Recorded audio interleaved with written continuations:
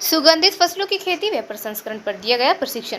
चंपावत के गांव तपनी पाल block party में हिमालय जैव संपदा प्रौद्योगिकी हिमालय प्रदेश द्वारा 1 अक्टूबर से 5 अक्टूबर तक CSIR मिशन चरण 2 के तहत सुगंधित फसलों की खेती तथा प्रसंस्करण पर प्रशिक्षण कार्यक्रम का आयोजन किया गया। वहीं लोहाघाट विधायक पूरन सिंह फर्त्याल द्वारा संस्थापित प्रसंस्करण इकाई का उद्घाटन किया गया। कार्यक्रम में कृषि वैज्ञानिक CDO सह परियोजना निदेशक व अन्य अधिकारियों सहित लगभग 80 महिला किसान व बेरोजगार युवा ने प्रतिभाग किया। प्रशिक्षण में सुगंधित फसलों की बुआई और कटाई से लेकर प्रबंधन तक की जानकारी दी गई। वहीं कार्यक्रम में उपस्थित डॉक्टर राकेश राणा ने बताया कि हिमालय जैव संपदा प्रौद्योगिकी पालमपुर हिमालय प्रदेश द्वारा सुगंधित तेल निकालने की एक प्रसंस्करण इकाई को स्थापित किया है। इस मशीन से सुगंधित फसलों से सुगंधित तेल निकालकर किसान अपनी आय को दोगुना कर सकते हैं। उन्होंने बताया कि प्रथम चरण में हमारे द्वारा पूरे भारत में 5500 हेक्टेयर क्षेत्रफल में तथा दूसरे चरण में 30,000 हेक्टेयर क्षेत्रफल में इन फसलों की खेती करवाई जा रही है।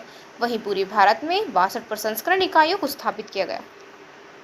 नमस्कार, आज हम यहाँ पर एकत्रित हुए हैं और यहाँ पर एक माननीय विधायक चंपावत द्वारा एक मशीन का जो कि एक सुगंधित तेल निकालने की प्रसंस्करण इकाई का उद्घाटन किया गया है। और ये मशीन CSIR IHBT पालमपुर जो कि हिमालय जैव संपदा प्रौद्योगिकी संस्थान पालमपुर हिमाचल प्रदेश में स्थित है, वहाँ के संस्थान के द्वारा यहाँ के लोगों के लिए, चंपावत के लोगों के लिए यहाँ पर लगाई गई है। और इस मशीन से हम जितने भी सुगंधित फसलें हैं उनसे जो सुगंधित तेल प्राप्त होता है उसको निकालने के लिए ये मशीन स्थानीय लोगों की आर्थिकी को बढ़ाने के लिए यहाँ पर लगाई है। इसमें हम जैसे यहाँ पर अपार संस्था है उसके साथ मिल करके यहाँ पर जंगली गेंदा जो सुगंधित फसल है उसकी खेती करवा रहे हैं, रोजमेरी की खेती करवा रहे हैं, लेमन ग्रास और गुलाब और लवेंडर। तो ये सारी सुगंधित फसलें हैं जिनका कि इस्तेमाल हम अपने सौंदर्य प्रसाधनों में, सुगंधित इत्र उद्योग में और जो फूड एंड फार्मास्यूटिकल इंडस्ट्री है वहाँ पर इसका इस्तेमाल किया जाता है।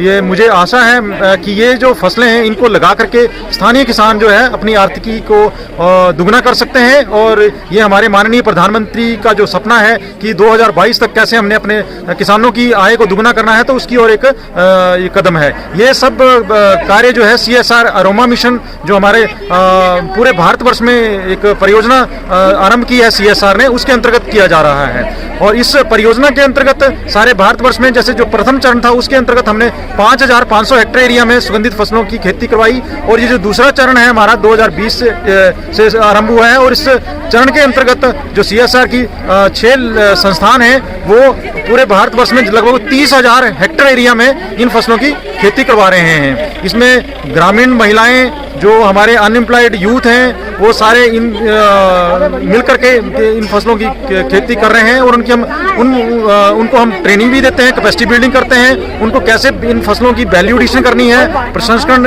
इकाइयाँ स्थापित कर रहे हैं। और हमारे संस्थान द्वारा पूरे भारतवर्ष में लगभग 62 यानी कि 62 इस तरह की प्रसंस्करण इकाइयाँ हमने स्थापित की।